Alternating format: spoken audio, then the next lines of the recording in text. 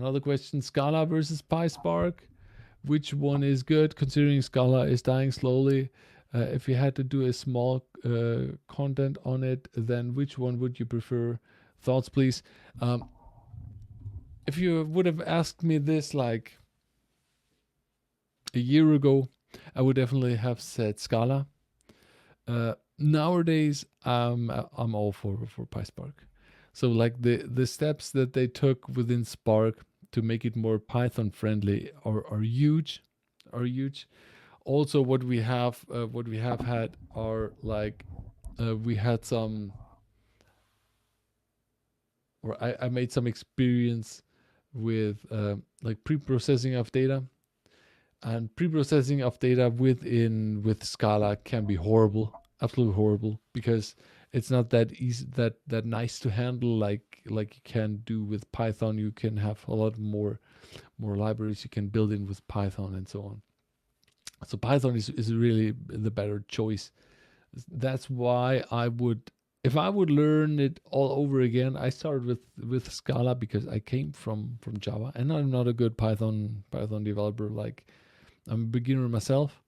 I have coded for like over 10 years with Java, and then made the step to Scala. But I think for you as a starter, go the Python route. The Python route is the way to go, because more or less, if you look at like if you, let me bring that up here again. If you look at the platform, what is in there, you can have like everywhere you can build stuff with Python.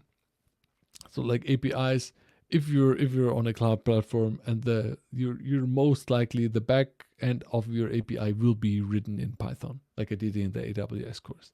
You're going to do this in Python.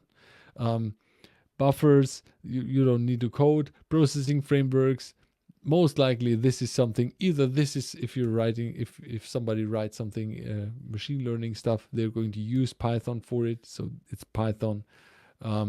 If you're using Spark, then it would be good to do it in Python. And visualization tools, as Malcolm's shown here, you can do with Python. That's something where Python is everywhere. Python is coming for data science everywhere, and so take Python.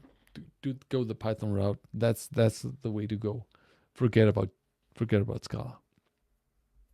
Like, this is something previously where like 2 years ago, where there were really big problems. Like, stuff in Python was just missing. So you if you want to go like advanced stuff, or even some simple stuff, you couldn't do it with PySpark, because the API, the Spark API wasn't ready for Python and didn't have the features. But I think now most of this stuff is gone and is working.